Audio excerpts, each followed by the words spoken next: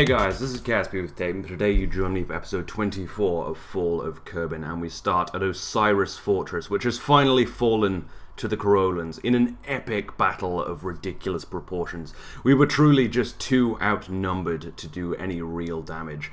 Our ships did manage to take out a battleship and a heavy cruiser and seriously damage a lot of other ships. The USS Valhalla fought till the end, probably for over an hour, in a glorious slugging match, truly earning its place in Valhalla, where its crew will walk amongst the greatest of warriors indeed. But anyway, yes, the naval war is lost, at least for now, and this is the remainder of the Kerolan fleet, far outmatching ours, which was truly what won the day. We kind of saw this coming, but this will be something that probably won't be rectified for a long time because we don't have any ships or any way to launch them. But anyway, moving on, there is still a war to be fought on the land and in the air, on the beaches and at the landing strips. Indeed. Yes, Katinas Valley has once again been invaded. It is occupied by three cruiser tanks and one heavy tank. It also has 3 TE-10 fighters there, and most importantly, it has 3 20mm AA defenses, meaning that at this current time, I cannot strafe out the tanks. That is where this comes in. This is a strategic bomber. No, this is a tactical bomber, not a strategic bomber, which means we can launch 2 of these per turn, or 1 and something else, because a tactical bomber takes all of your launch points.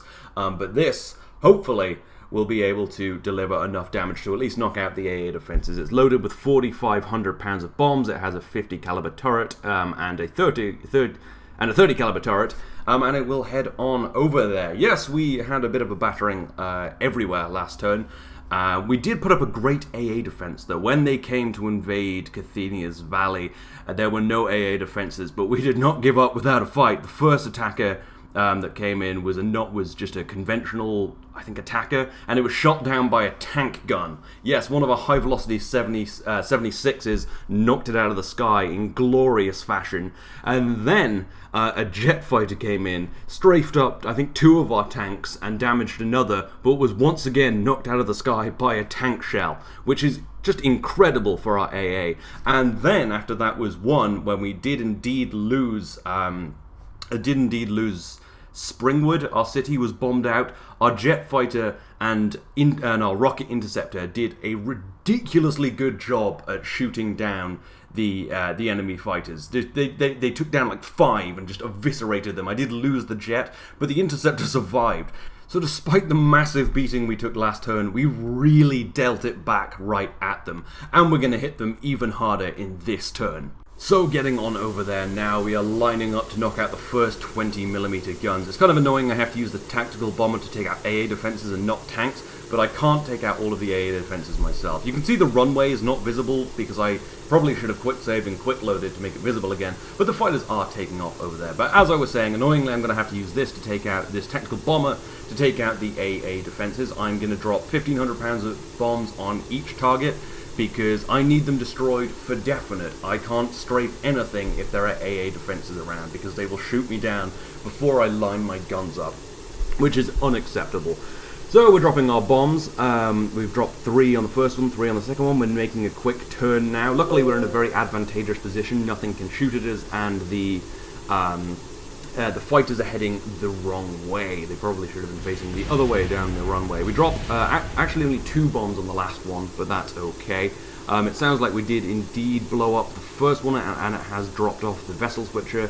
The other one goes up as well. That's 2 AA defenses down. Hopefully these 2 bombs will be able to destroy the final AA defense, and we'll be able to come in here and strafe. A bit of a waste of a tactical bomber, but it had to be done, and I dropped 3 bombs on each because I had to be sure. Because as you can see now, the fighters are indeed turning on me, and it is time to leave. However, these fighters are unbelievably fast, and this bomber, despite being a fast bomber, will not be able to escape it. So I'm going to try and get as much distance as I can, and then we're going to have to fight, because they start catching up with me. I am having none of this. I open up with my 30 cal, because it actually has a longer range than the 50 cal, because mod reasons. And just try and kind of hassle them a bit. I doubt I'll get any kills with a 30 cal at this point. The planes are just too tough. You can see one breaks, so I must have maybe kind of distracted it a bit, which is kind of nice. So I'm just going to keep doing this a bit. I'm opening up with a 50 now. Probably won't hit them, but if I could scare them enough that they kind of run away, I might actually be able to split them for long enough that I can escape, or at least get back to anti-aircraft cover. One of the planes is going down, and for a while I thought maybe I'm just the best shot in the world. So I leave guard mode to light up them, but I noticed that this actually hasn't been shot. It's really just a bit of a glitch. So that will probably crash into the ground, but we'll let Penguin have that back, because I clearly didn't kill that. It's just some flight computer glitch. Anyway, the bullets keep raining in on our enemies. You can see some of them are bouncing off the aircraft, but that is probably all they are doing, because 30 caliber bullets will do nothing to these very tough aircraft. We've got 30mm rounds coming in now against our 30 cal, and we're having to do a little bit of avoiding, but this bomber is sort of unbelievably maneuverable, so that's quite nice. Yeah, I do quite like this bomber. I'm not a big fan of the cockpit. It looks like a strategic bomber, by the way. I didn't mention this, but it's actually scaled down quite a lot. My strategic bomber last time was 2.5 meters tall, 2.5 meters wide, and this is 1.8 meters wide, so it's basically a smaller version of that, but changed a little bit. I've got inverted now so I can get some better shots. I take a bullet to the wing, but I'm okay, and just keep flipping around, trying to put down as much fire on this as possible. It looks like it is using the 50 now, but that overheats so quickly, it's kind of unbelievable. So we're going to roll over again and hope that the 30 cal can do some damage, or at least scare them. You can see there's actually a cockpit under next to that 30 cal, which is where the Kerbal has to sit to shoot it, because we need a Kerbal per turret and the pilot. And now we've got one right next to us. I open up with a 50s. We get a bunch of hits, but not nearly enough, not nearly concentrated enough to do any real damage. These planes are tough now, and BD Armory has nerfed a lot of the weapons. But that is to be expected. There's not really much I can do, because if I had a 50 cal ball turret, I'd be able to shoot these guys out of the sky with impunity, but you can't have a 50 cal ball turret unless you have a strategic bomber, as per the rules. So what I decided to do, in some kind of fit of madness, I decided to get on this guy's tail. Just kind of chase him. What I should have probably done, given the maneuverability of this bomber and the lack of maneuverability of the TE-10s, is put some 30mm guns on the front and had a dogfight, because you can see I'm actually kind of staying on the tail, because this bomber is crazy maneuverable. But his wingman soon closes in, and I have to try and maneuver into his path. I'm having to move the bomber around a hell of a lot to try and get the guns on him. But the gun that fires most is annoyingly the 30 caliber, because it overheats less and actually has a longer range. But the 30 cal will not hit frequently enough and will not do enough damage to kill one of these planes. So it's a bit of a lost cause, but I do very much enjoy ridiculous fights. So I thought, why not? There's nothing else I could do except maybe go and try and hide in Springwood down there. The ruins of Springwood. We will die here with our fallen civilians, our fallen friends. Because, well, it seems appropriate, and soon I will be lit up, I'm sure. But I am still putting out fire. You can see a lot of the bullets are hitting from that 50, but just not enough, and not in the right places, not concentrated enough. So, yeah, and then the gunfire starts coming in. I dive low. You can see I've been going a bit over the altitude ceiling occasionally, but that doesn't matter too much in air combat, and I am trying to correct it. But anyway, my wing gets cut off along with one of my engines. I am still sort of flying. And still firing. We get a few more hits, probably scaring that pilot no end, but I think his wingman comes in now and finishes the job, ripping this apart with ease, and then diving on through the debris, and we will tumble into the ground. Well, a bit of a shame, very expensive plane, but I kind of expected it, and we couldn't afford a fighter escort because we don't have any aircraft. So, yes, but the mission is completed, and it is open for strafing. So, we are sending an S-10F Hawk. This is my heavy fighter. Yes, indeed. We don't have the ability to launch jets now, because we don't have any supply units, because all of our cities have been leveled. But we are talking to some countries who still like us, and maybe we'll be able to get some from them.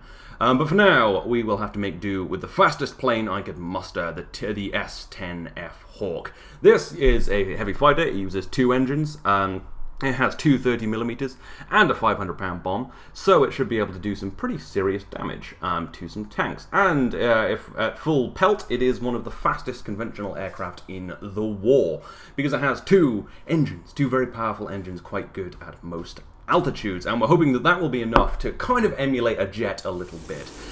This is a heavy fighter, but it would be a terrible fighter. It's not really designed to be that. It fits into the class of heavy fighter because we can launch 4 per turn, and I find that strafing is definitely one of the best ways to knock out tanks with smaller aircraft. So this is really a bit of a close air support aircraft, almost a World War II A-10 Warthog, and it truly will fulfill that, because as you will see, it is incredibly durable. Anyway, we're flying in, lining up with one of the Nanirs, the cruiser tank, getting some shots off, when we see a 75mm round fly in from the Python, and it rips off one of our tailplanes. But we have to, because this is designed to be durable and fast.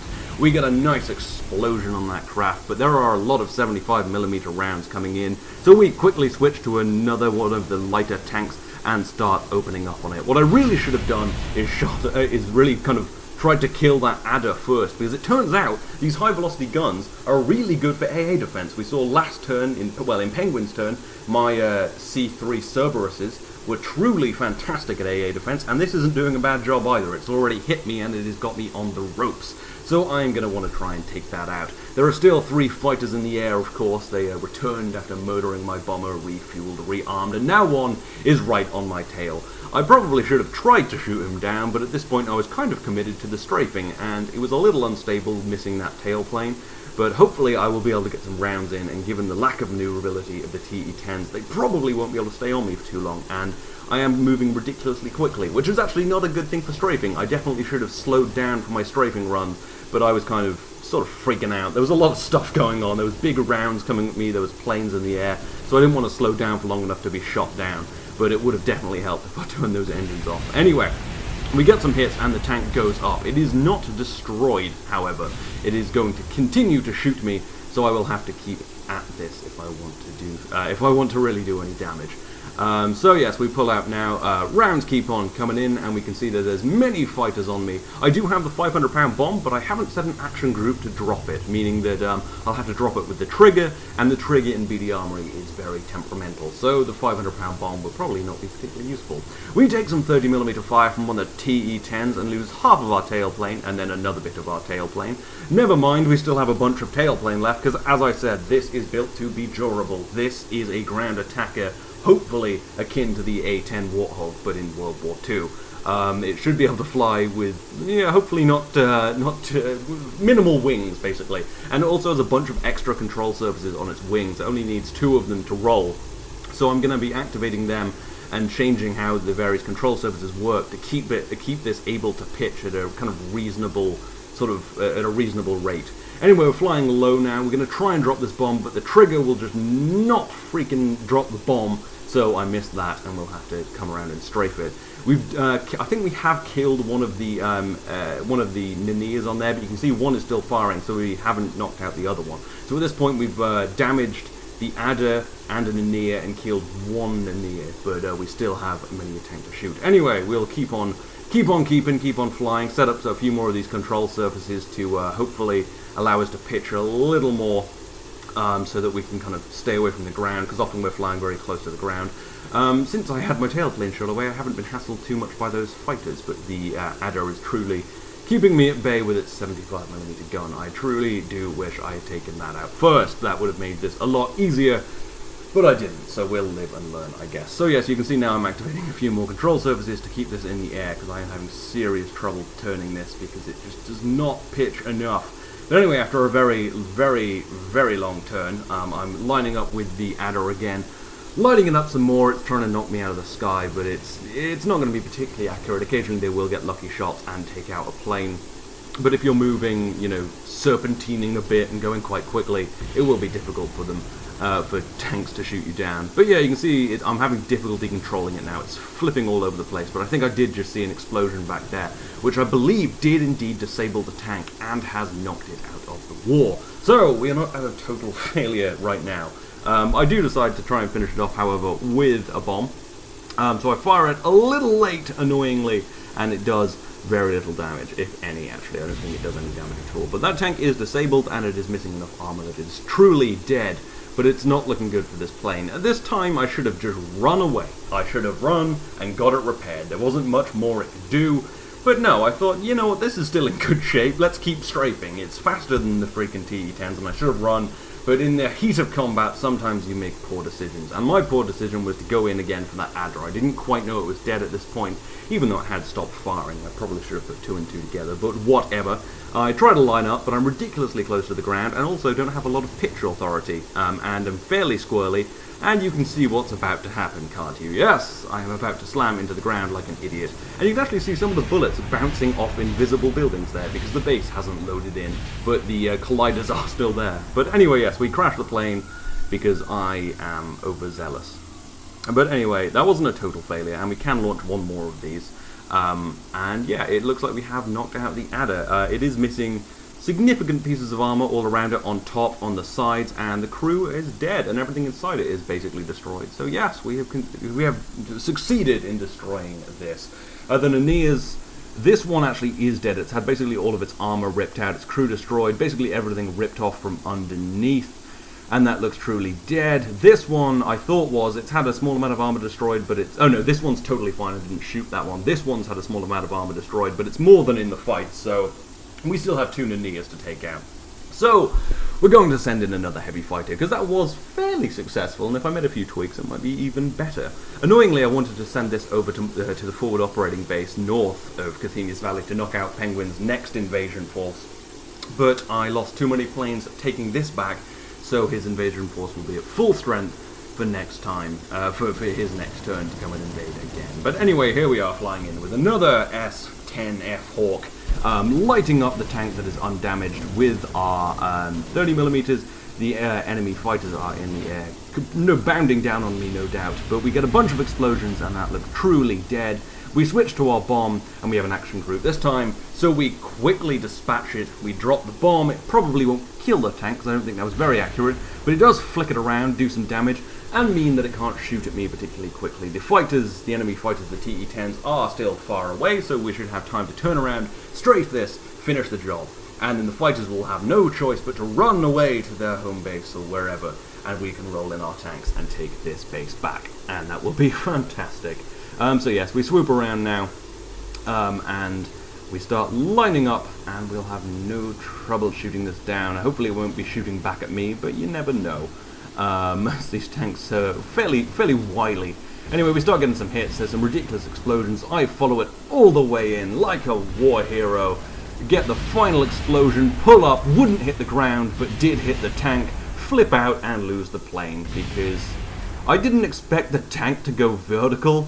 But anyway, it is destroyed, the internals ruined, big chunks of armor ripped off, I think even armor on the top, which is difficult because it's quite thick.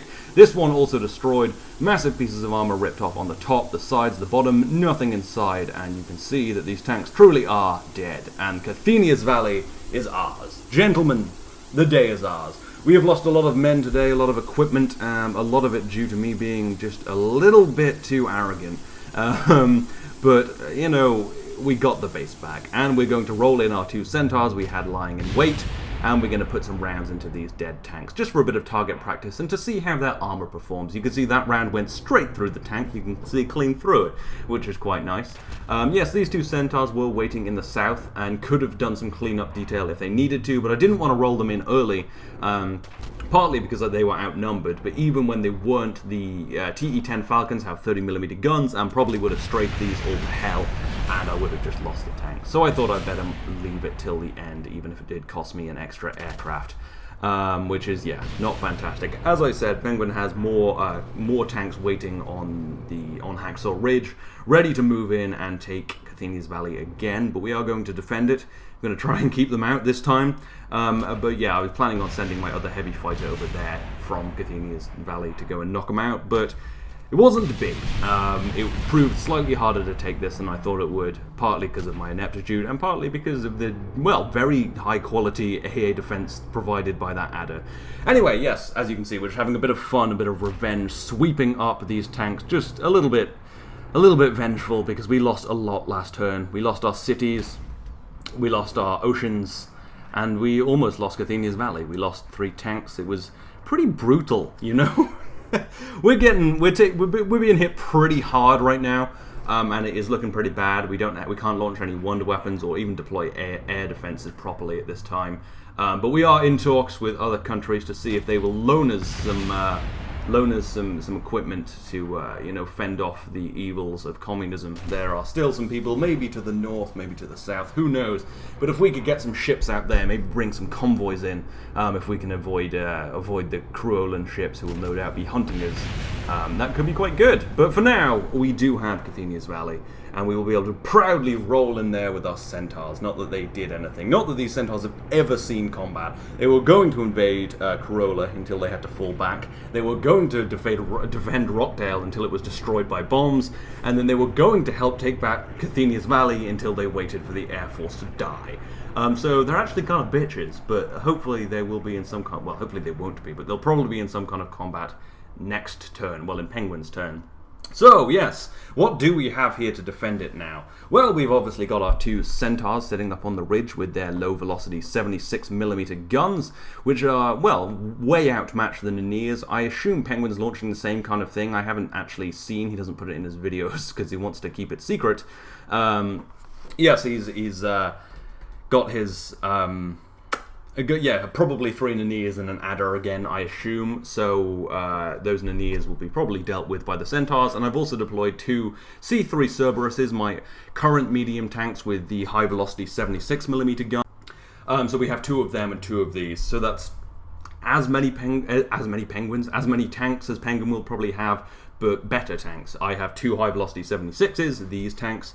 And 2 low velocity 76s, whereas Penguin will probably have 3 low velocity 56s and 1 high velocity 75mm gun, with kind of similar armor basically. So we should be able to defend this from a tank invasion. This guy's sitting very high, this guy a little lower. We're defending this ridge.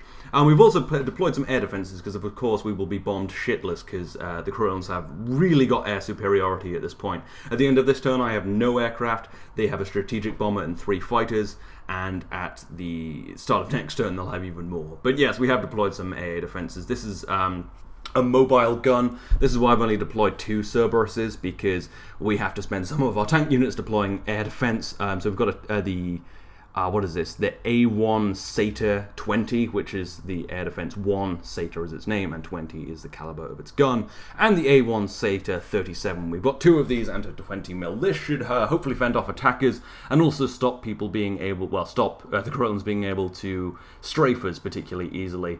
It is a bit of a step down in tank gun power, but we didn't really need that. We already have the tank advantage. Now we have a little bit of hope for defending ourselves from strafing. And from bombers, well, we of course still have one final wonder weapon, the S-15X Draco, the hero of the battle for Springwood. This, this shot down, I think, 2 fighters, maybe 1 of Penguin's fighters, but really fended them off quite well, while the jet took down maybe 3 or 4 enemy fighters. Really softened up the Corollan Air Force, and this survived, whereas the jet tumbled down into the ground. But this survived, and hopefully we'll be able to stay here to fend off any Corollan bombers. So yes, that is the defense. That is all we can muster. That is everything we have. We have no more hidden tanks anymore. We have no more we have no more wonder weapons or air defenses hidden, back at Katinas' heart. We are on the ropes now, and we need some help from another country. Hopefully we'll be able to get some supplies in from them. But yeah, until then, I hope that we will still have Katinas Valley at the start of next turn, because then maybe we can push back, get them the hell out of our country, and it'll be fantastic. But might be a bit of a long shot. But anyway, like I said, I hope you have enjoyed this. This has been episode 24 of Fall of Kerbin. I will see you next time.